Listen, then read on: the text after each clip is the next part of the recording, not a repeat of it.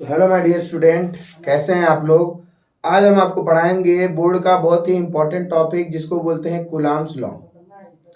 अगर आप मेरा पहले का प्रीवियस वीडियो नहीं देखे हैं तो जाके सबसे पहले उसको देख लीजिए, ठीक है। फिर उसके बाद से ये समझ में आएगा। तो आप कूलाम का जो नियम है, जो बोर्ड के व्यू से बहुत इंपॉर्टेंट होता है, कॉम्पिटिशन एग्जाम से भी बहुत इंपॉर्टेंट होता है, बार बार पूछा जाता है, ठीक है। तो इसके बारे में हम बताएंगे आपको। तो सबसे पहले हमारी हेडिंग है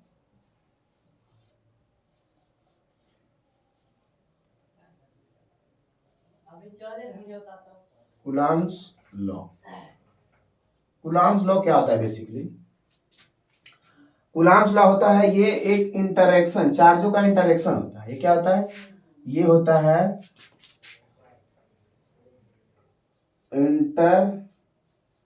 इंटरेक्शन ऑफ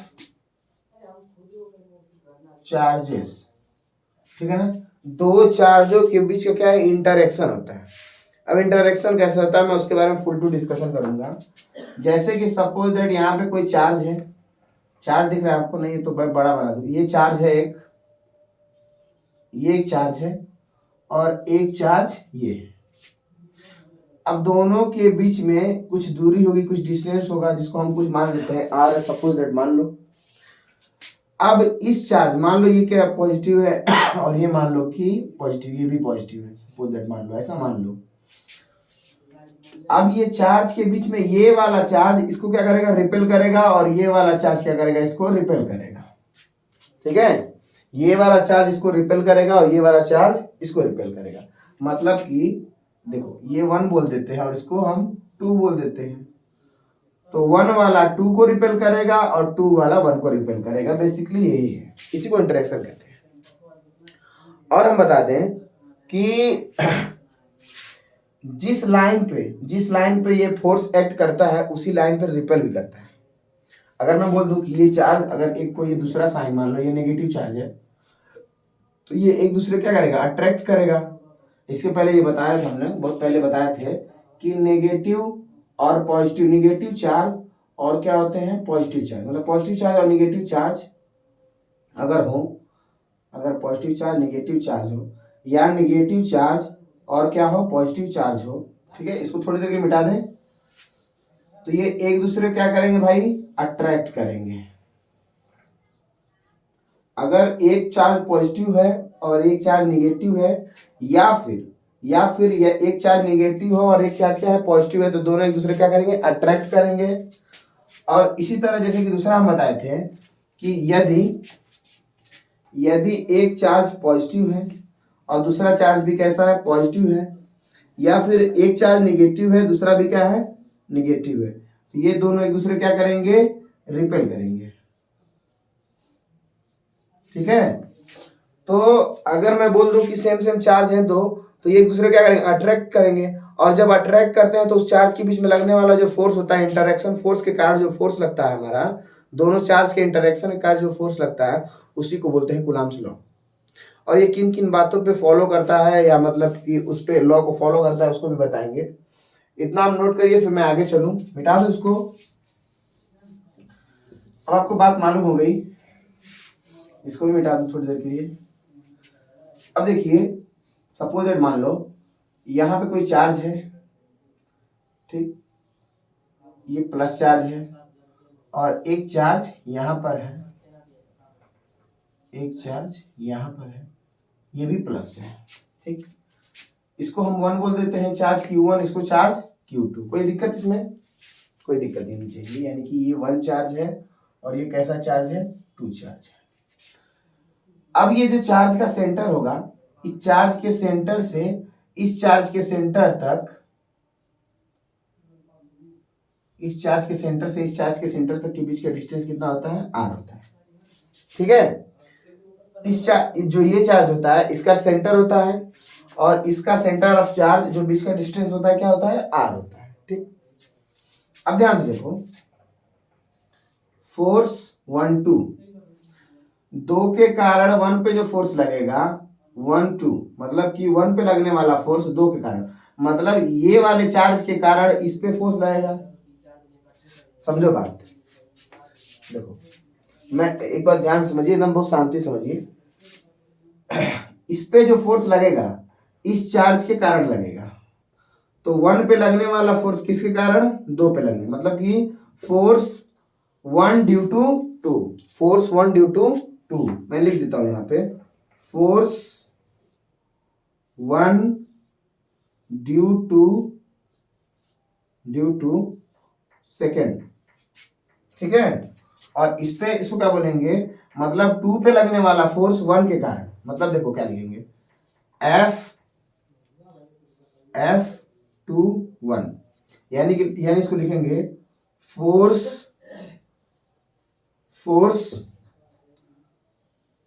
2 ड्यू टू 1, ठीक है। मतलब 2 पे लगने वाला फोर्स 1 के कारण 2 पे लगने वाला फोर्स, मतलब कि 1 मतलब इसके कारण लगने वाला फोर्स किस पे, 2 पे, ठीक है। इसको ऐसे बोलेंगे। तो ये होता है F12 और F21, चाहे आप इसको ले लें चाहे इसको ले लें। अगर हम इसको देखेंगे तो मतलब इस पे जो फोर्स लगेगा इसके कारण लगेगा, और इस पे जो फोर्स लगेगा इसके कारण लगेगा, ठीक है। एक बार फिर से बोलते हैं कि जो अगर इस पे फोर्स लगेगा तो किसके कारण लगेगा, इसके कारण फोर्स लगेगा, और इस पे लगेगा इसके कारण, ठीक है। अब हम थोड़ा सा बात बता रहे, कुछ सिमेट्री बता रहे इसमें कि अगर हम F12 को निकालना चाहते हैं सपोज दैट, तो हम लिखेंगे F12 प्रोपोर्शनल टू होता है 1 अपान में, सॉरी पहले ये लिख देते हैं, Q1 इंटू Q2 का डायरेक्टली प्रोपोर्शनल है, और F12 प्रोपोर्शनल टू 1 बटा में R का स्क्वायर, ठीक है। इसको समझिए आप, मतलब कि ये जो चार्ज होता है डायरेक्टली क्या है, जो ये चार्ज है यानी Q1 Q2 जो भी चार्ज है, अगर Q1 की वैल्यू बढ़ेगी तो फोर्स भी बढ़ जाएगा, अगर Q2 की वैल्यू बढ़ेगी तो इसका फोर्स भी क्या हो जाएगा, बढ़ जाएगा। मतलब मैं बोल दूं कि अगर चार्ज की वैल्यू को हम बढ़ाएंगे तो फोर्स भी क्या हो जाएगी, बढ़ जाएगी।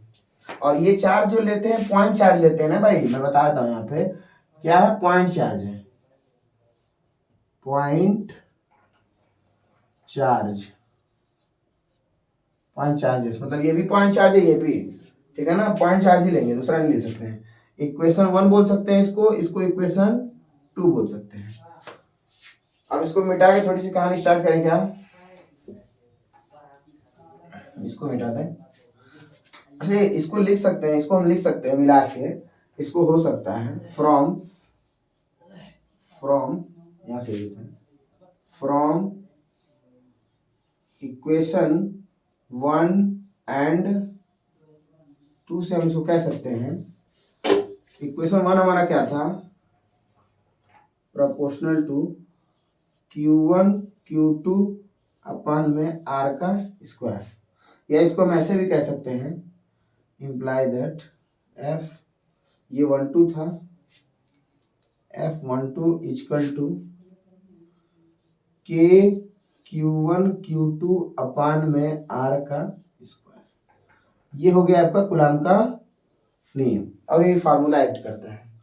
और मैं जैसे बता दूं F12 आप निकालो या F21 या F21, या इसकी वजह से इस पे लगने वाला फोर्स या इसकी वजह से इस पे लगने वाला फोर्स, यानी F12 या फिर F21 equal to K Q1 Q2 अपान में R का स्क्वायर ही होगा, ठीक है। यही होगा हमारा, इसको आप नोट करिए, फिर हम आगे चले, मिटा दें इसको।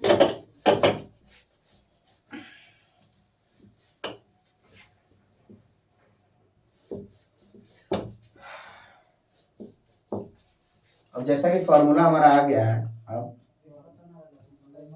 F इक्वल टू K की वैल्यू K Q1 Q2 अपान में R का स्क्वायर हो गया है।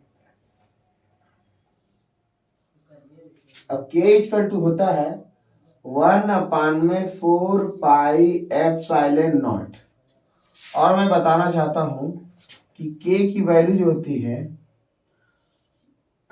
ये क्या होता है, के क्या होता है, कांस्टेंट होता है। 9 इंटू 10⁻9 न्यूटन मीटर स्क्वायर पर कूलम का स्क्वायर। ठीक है ना, यहाँ से फोर्स का न्यूटन हो जाएगा, के की वैल्यू निकालनी है तो फोर्स क्या हो जाएगा, न्यूटन हो जाएगा, और ये मीटर स्क्वायर हो जाएगा, इधर चला जाएगा, और कूलम का स्क्वायर हो जाएगा अपन पर में। ठीक है, ये होता है इसकी वैल्यू। अब बता दें ये जो के क्या होता है, जो के क्या होता है, के के बारे में थोड़ी सी और बात। के डिपेंड्स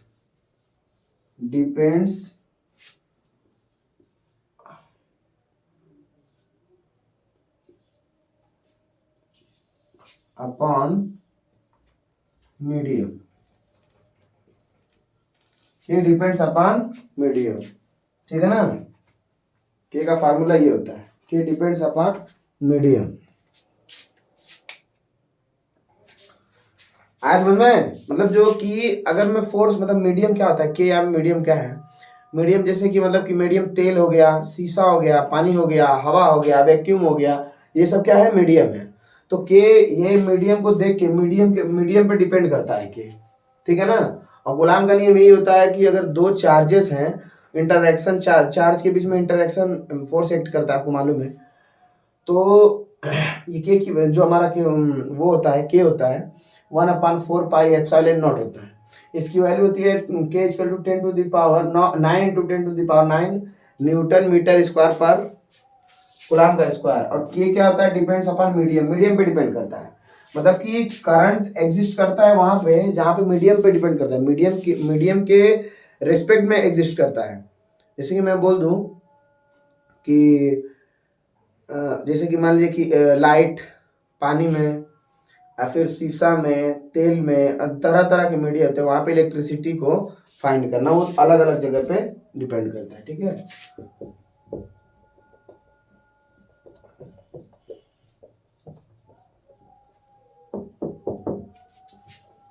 बता दो फोर्स यहाँ पे क्या है। फोर्स एक्ट अपॉन,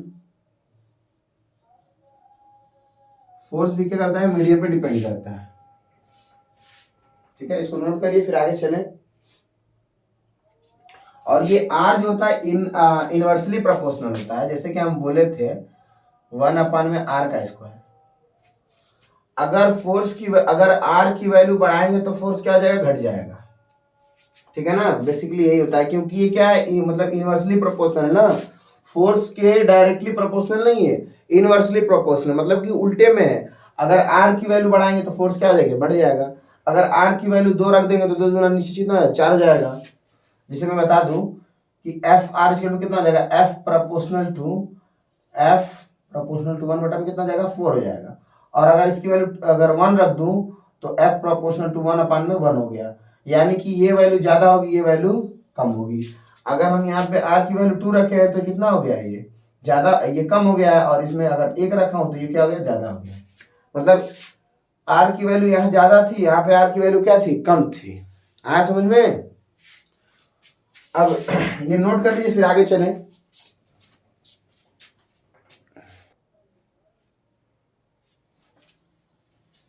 हो गया, मिटा दें इसको। ठीक है ना, और ये कांस्टेंट के क्या होता है, कांस्टेंट होता है, मालूम है आपको। थोड़ी सी और बात हो जाए इसमें। F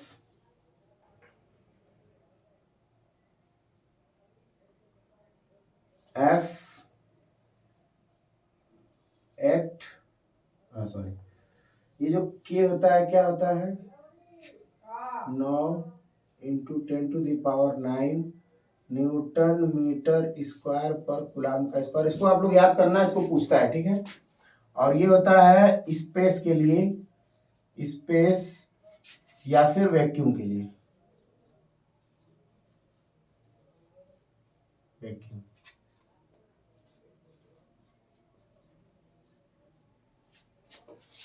vacuum. ठीक है ना, डिपेंड्स अपॉन, ये क्या होता है, कांस्टेंट होता है। बेसिकली के क्या होता है, के कांस्टेंट ही होता है। ठीक है ना, कांस्टेंट।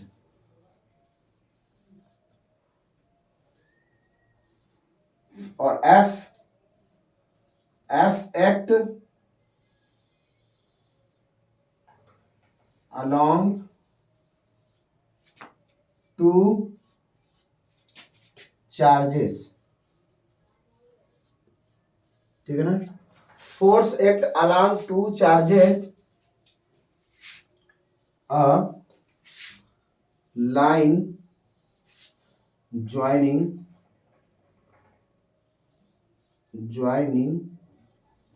center, ठीक है ना।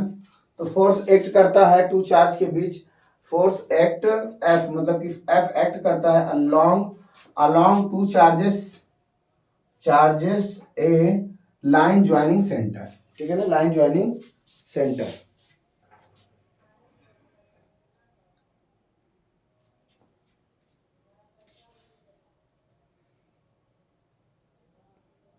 ठीक है ना, ये तो मेरे हिसाब से छूट नहीं रहा है कुछ, और लिख दें। और जो इसमें चार्ज है, चार्जेस, और जो चार्ज लेंगे, जो चार्ज लेंगे, चार्ज कैसा होना चाहिए हमारा, चार्ज लेंगे वो कैसा होना चाहिए, पॉइंट चार्ज होना चाहिए। अब बात आती है कि पॉइंट चार्ज क्यों लेंगे, पॉइंट चार्ज, देखो पॉइंट चार्ज लेने का मतलब ये होता है ना कि पॉइंट चार्ज का मतलब क्या होता है मैं बता दूं। पॉइंट चार्ज होता है बहुत छोटा सा चार्ज होता है। अब देखो छोटा सा चार्ज का मतलब कि अगर मैं बहुत बड़ा सा भी चार्ज ले लूंगा और एक चार्ज को यहाँ पे रख दूं और एक चार्ज को 2 किलोमीटर दूर रख दूं या फिर 150 मीटर या 100 मीटर दूर रख दूं, तो उस चार्ज के रिस्पेक्ट में उसको देखेंगे तो बहुत ही छोटा दिखेगा हमको, ठीक है ना। तो अगर चार्ज छोटा ही चार्ज रहेगा, अगर पास में रहेगा तो उसमें ज्यादा से ज्यादा मतलब कि वो बहुत ही बड़ा हमको दिखेगा, लेकिन ऐसा होता नहीं है रियलिटी में जो होता है कि चार्ज जो होता है हमको ऐसे फील कर सकते हैं कि इनके ये इंटरेक्शन होता है ना भाई। अगर मैं बोलूँ कि एक चार्ज बहुत बड़ा है तो अपना वो इलेक्ट्रिक फील्ड बना लेगा, आगे इलेक्ट्रिक फील्ड पढ़ाएंगे उसमें बताएंगे, अभी फिलहाल खास उससे लेना देना नहीं है। तो हम जो चार्ज लेंगे वो कैसा लेंगे, पॉइंट चार्ज लेंगे। पॉइंट चार्ज ले लेंगे तो उस पर फोर्स क्या करता है, एक्ट करता है। अगर बहुत बड़ा चार्ज है तो उसको थोड़ा दूर कर दीजिए ताकि आप पॉइंट चार्ज को कंसिडर कर सकते हैं, ठीक है ना। तो इसको नोट करिए, फिर हम आगे चलें और फिर इसको वेक्टर में बताएं।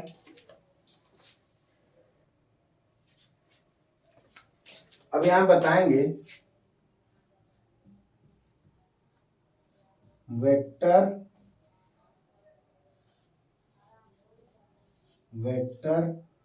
फॉर्म कूलम्ब्स लॉ,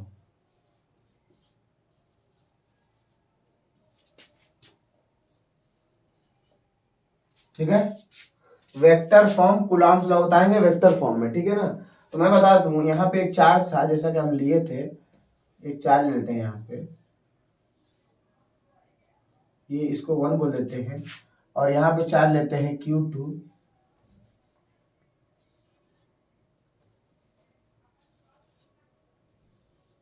इसको 2 लेते हैं, ये भी प्लस है, और इनके बीच का जो डिस्टेंस है वो कितना है, R है। ध्यान से देखो, ध्यान से, इसको 1 बोल दें और इसको 2 बोल दें। स्याही लग रहा है मेरे मार्कर खत्म हो गई है, तो मेरे पास एक और मार्कर है। ध्यान से देखो, वेक्टर फॉर्म में क्या करेंगे, वेक्टर फॉर्म में सबसे पहले हमको फॉर्मूला मालूम है, एफ जो मैग्नीट्यूड हमारा था, देखो यहाँ पे इसका फोर्स क्या हो जाएगा, F12 हो जाएगा, ठीक है ना। मतलब 1 पे 2 के कारण 1 पे लगने वाला फोर्स, और यहाँ मतलब कि अभी भी लिखवाए है ना, फर्स्ट ड्यू टू 2, और यहाँ पे हो जाएगा फोर्स 2 1 हो जाएगा।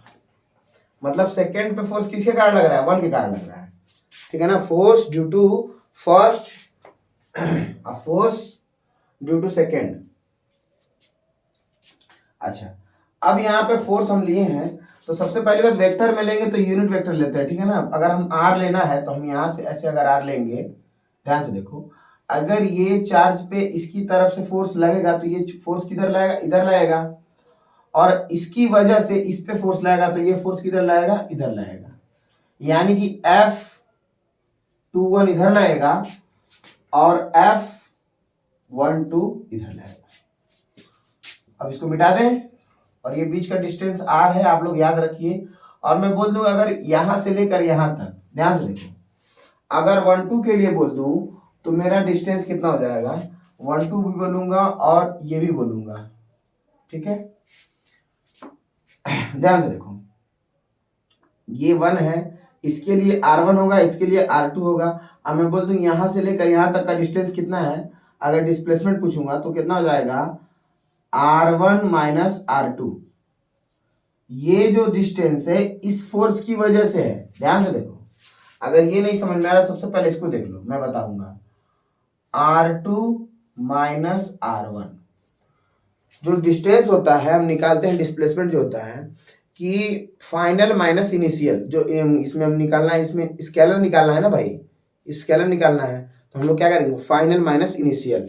अगर इसकी इस पे मतलब फोर्स अगर देखना है तो हम लोग को डिस्टेंस यहाँ से लेकर यहाँ तक कंसीडर करना पड़ेगा। मतलब यहाँ से लेकर यहाँ तक r कितना होगा, तो यहाँ से लेकर यहाँ तक r कितना है, यहाँ पे r कितना, इनिशियली 2 है, अरे यहाँ पे कितना है 2 है, और यहाँ पे कितना है 1 है, तो कितना हो जाएगा हमारा फोर्स, डिस्टेंस कितना हो जाएगा, फाइनल माइनस इनिशियल यानी कि R2 माइनस R1। और यहाँ पे अगर देखा जाए इसमें से R1 से, तो यहाँ से डिस्टेंस को लेंगे कंसीडर करेंगे यहाँ से लेके यहाँ तक, तो फाइनल में किधर आ गया, यहाँ तक आ गया आपका R1 माइनस R2 हो जाएगा, ये R1 माइनस R2, ठीक है। आज समझ में। अच्छा, वैसे मैं आपको बता दूं, मैं ज्यादा कंफ्यूज नहीं करूंगा, चाहे F12 हो या फिर F21 हो, ठीक है ना। कभी कभी F12 को F21 भी लिखा जाता है और कभी कभी F21 को F12 भी लिखा जाता है, उसमें कोई दिक्कत नहीं है, ठीक है ना। हमको निकालना है मैग्नीट्यूड यहाँ पे, ठीक है ना, हमको निकालना है क्या, मैग्नीट्यूड। तो हम बता देते हैं कि F मैग्नीट्यूड निकालेंगे ना, चलिए पहले हम एक देख लेते हैं, उसके बाद लास्ट में मैग्नीट्यूड बता देंगे। F और ये जो R है ना, ये मैग्नीट्यूड वाला R है, याद रहे। F12 इक्वल टू 12 के देख रहे हैं तो कितना हो जाएगा, K Q1 Q2 अपान में R का स्क्वायर। तो R कितना है हमारा, मैग्नीट्यूड R का स्क्वायर कर देंगे, कोई दिक्कत नहीं होनी चाहिए। R कितना है भाई, अगर R को देखा जाए यहाँ पे R कितना है, R अभी फिलहाल मैग्नीट्यूड दे रहे हैं, बाद में देख लेंगे जो होगा वो हम कर लेंगे। और अगर हमको लेना है कि यार इसमें डिस्टेंस लेना है ना, मतलब हमको वेक्टर में चाहिए, तो वेक्टर में अगर हमको लेना है तो हमको लेना पड़ेगा यूनिट वेक्टर। और यूनिट वेक्टर क्या होता है, जिस डायरेक्शन में लेते हैं उधर ही आपको क्या होता है, यूनिट वेक्टर होता है। मतलब R1 माइनस R2 का कैप। अब यूनिट वेक्टर क्या होता है, मैं यहां पे लिख देता हूं, यूनिट वेक्टर का फॉर्मूला देता हूं, A इक्वल टू अपान में मैग्नीट्यूड ऑफ A, ये होता है, ये यूनिट वेक्टर होता है, ठीक है ना। यूनिट वेक्टर ये होता है। अब मैं यहां बता देता हूं आपका, F12 इक्वल टू लिख सकते हैं K Q1 Q2 अपान में R जो मैग्नीट्यूड होता है, देखो ध्यान से, R जो मैग्नीट्यूड होता है इसकी वैल्यू कितनी है, अभी लिख दूं क्या, अभी नहीं लिखता हूं, R का स्क्वायर। और यहाँ पे कितना आ जाएगा, इसकी जगह ध्यान से देखो, R1 माइनस R2 पूरे का कैप है, तो इसको लिख सकते हैं ना, ऐसे लिख सकते हैं इसको, R1 vector minus R2 vector, कोई दिक्कत इसमें, ऐसा लिख सकते हैं। और अपान में लिख सकते हैं mart of R1 minus R2, कोई दिक्कत इसमें लिख सकते हैं, ऐसा लिख सकते हैं। क्या हम इस जो मैग्नीट्यूड ऑफ R है यही है ना चीज, तो हम इसको ऐसे लिख सकते हैं क्या, R1 माइनस R2 का होल स्क्वायर। अब हम इसको लिख सकते हैं F12 इक्वल टू, देखो भाई ये जो यूनिट वेक्टर है ना, R1 माइनस R2 कैप है, तो इसको लिख सकते हैं ना, ये देखो R ये A कैप है ना, तो वेक्टर A मतलब कि R1 minus R2 cap, sorry cap R1 minus R2 का वेक्टर, दोनों का vector. Upon magnitude of R1 minus R2। इसको हम लिख सकते हैं K Q1 F12 इसका टू लिख सकते हैं K Q1 Q2 और हो जाएगा R1 माइनस R2 अपान में R1 माइनस R2 वेक्टर का होल का। ये हो गया आपका वेक्टर फॉर्म में। ठीक है भाई, इसको नोट करो, फिर हम आगे चले।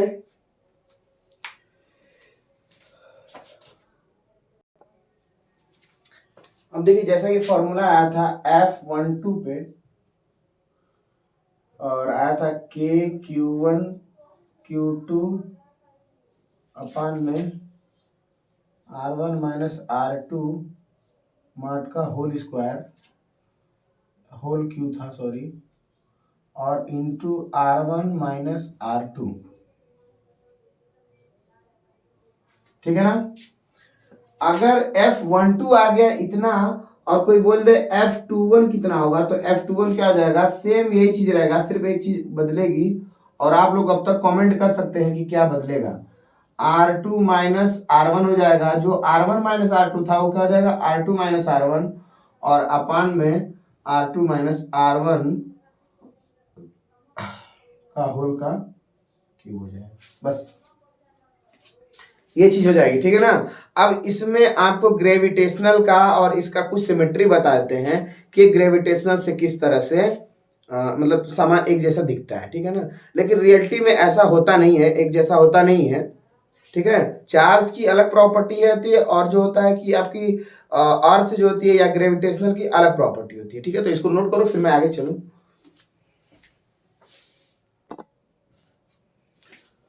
चलिए अब बताते हैं कुछ सिमेट्री इसके बारे में। बेसिकली कुछ सिमेट्री है, जैसे कि मैं बता दूं कि इलेक्ट्रिक फोर्स और ग्रेविटेशनल फोर्स में Fe इलेक्ट्रिक फोर्स होता है। ठीक है ना। इलेक्ट्रिक फोर्स और Fg जो कि ग्रेविटेशनल फोर्स होता है, ग्रेविटेशनल फोर्स। ठीक है, दोनों को सिमेट्री है, सिमिलैरिटी है। तो मैं बता दूंगा inverse square law F proportional to 1/r²। सबसे पहले मैं आपको कुछ दिखा देता हूं, इसको मिटा दूं, मैं थोड़ा सा यहीं पे दिखा देता हूं, यहां पे दिखा दूं क्या। F इक्वल टू, मैं आपको दिखा दूं, फोर्स इक्वल टू होता है जो कूलाम्स लॉ होता है, यानी कि F1 ये होता है K Q1 Q2 अपान में R का स्क्वायर होता है। और ग्रेविटेशनल का होता है Fg equal to G M1 M2 upon में R का स्क्वायर। तो सबसे पहली बात मैं बता दूं कि यहाँ पे R का सिमेट्री सेम है। देखो यहाँ पे 1 अपान में R²। देखो इसमें भी होगा, मतलब इलेक्ट्रिकल में होता है, इलेक्ट्रिकल फोर्स मतलब कूलाम्स लॉ में भी होता है, मतलब इलेक्ट्रिक फोर्स में भी होता है और ग्रेविटेशनल फोर्स में होता है, दोनों सिमेट्री होती है। और ध्यान से देखो, उसमें जो इसमें जो K होता है ये कांस्टेंट होता है। ठीक है ना, जो वैक्यूम या फिर जो भी मीडियम पे डिपेंड करता है। और उसमें जो G होता है ग्रेविटेशनल कांस्टेंट होता है, जो कि ग्रेविटेशनल पे डिपेंड करता है। और देखो इसमें लिखा है act along line joining centre. और ये दोनों के दोनों जो इसका मतलब कि ये एक्ट करता है, किस पे एक्ट करता है, लाइन ज्वाइनिंग सेंटर पे। मतलब जिस लाइन पे वो जाके किसी भी मतलब कि दूसरे वाले चार्ज क्या करता है, एक्ट करता है, जोड़ता है, वहां पे जाता है, उसी लाइन पे वो रिपल भी कर सकता है। ठीक है ना, फोर्स भी उसी पे लगेगा, उसी पे सब काम होगा। और दूसरा डिफरेंस क्या है, तो F electric force repulsive as well attractive और F gravitational force always attractive. मतलब इलेक्ट्रिक फोर्स जो होती है रिपल भी कर सकती है, अट्रैक्ट भी कर सकती है, लेकिन ग्रेविटेशनल फोर्स हमेशा क्या करेगी, अट्रैक्ट करेगी, रिपल्स नहीं करेगी। ठीक है ना, रिपल्सिव फोर्स नहीं होती है। और दूसरा क्या है, ग्रेविटेशनल फोर्स क्या होती है, इंडिपेंडेंट ऑफ मीडियम। मतलब जो ग्रेविटेशनल फोर्स होती है वो मीडियम से क्या होती है, इंडिपेंडेंट होती है। और F electrical force depends upon medium. Electrical force जो होती है वो डिपेंड करती है मीडियम पे, क्योंकि वो पूरी तरह से इंडिपेंडेंट नहीं होता है। ठीक है ना, वो मीडियम पे डिपेंड करता है। ठीक है, तो इसको नोट करो फिर आगे चलें।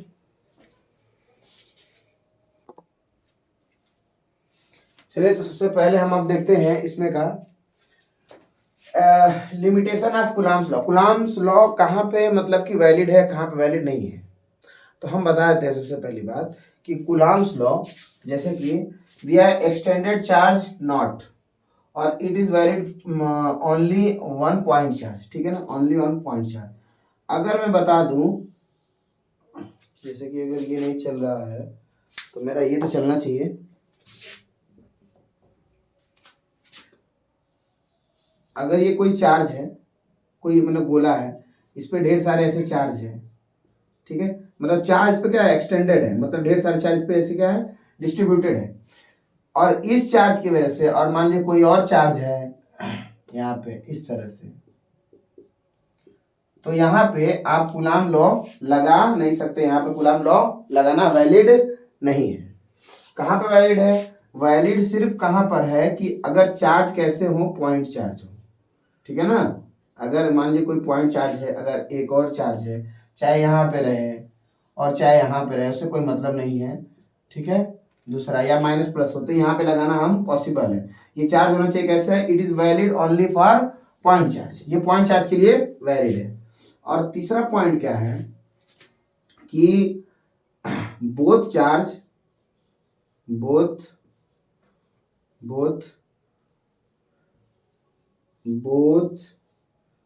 चार्ज मोशन या फिर बोथ चार्ज रेस्ट। या तो दोनों चार्ज, अगर दोनों चार्ज क्या होते हैं, अगर मोशन कर रहे हैं, और दोनों चार्ज क्या होते हैं अगर रेस्ट पर कर रहे हैं, ठीक है ना,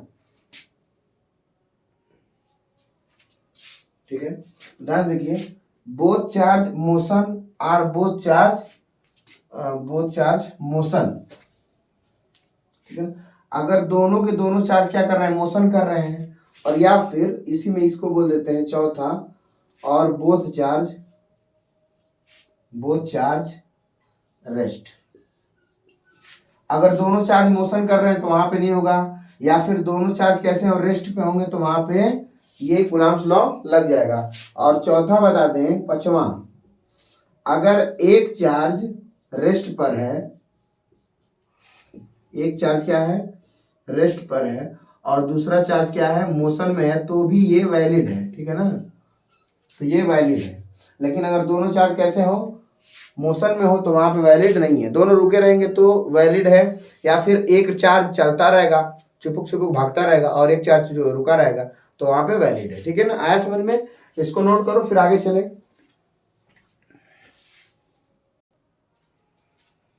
चलिए हम बताते हैं कि फोर मतलब प्रिंसिपल ऑफ सुपरपोजिशन, जरा सा टॉपिक है, वीडियो बहुत खत्म हो जाएगा। जैसे कि यहाँ पे एक चार्ज है Q1 और यहाँ पे एक चार्ज है Q2,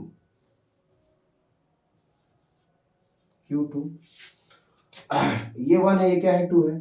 अगर यहाँ पे अगर एक और चार्ज है Q3, सपोज दैट, या तो इसको 3 मान लो और इसको Q2 मान लो, तो फोर्स ऑन 2, नेट फोर्स कितना होगा, नेट फोर्स, ठीक है ना। ध्यान से, मेरे कहने का मतलब क्या है कि फोर्स ऑन 2 1 और प्लस फोर्स ऑन 2 3, मतलब जो 2 पे फोर्स लगेगा 2 1 के कारण भी लगेगा और 2 3 के कारण भी लगेगा। मतलब इस पे जो फोर्स एक्ट करेगा, इसके कारण भी इस पे फोर्स एक्ट करेगा, इसके कारण भी इस पे एक्ट करेगा, अगर नेट को देखा जाए तो। और हम बता दें, अगर इस पे फोर्स ये एक्ट करेगा तो ये इसके कारण इस पे करेगा, इसके कारण इस पे करेगा, ठीक है। और अगर इस पे देखा जाए तो इसके कारण इस पे फोर्स एक्ट करेगा और इसके कारण इस पे फोर्स एक्ट करेगा। यही फिनोमिना है, ठीक है ना। इसमें इसी को बोलते हैं प्रिंसिपल ऑफ सुपरपोजिशन।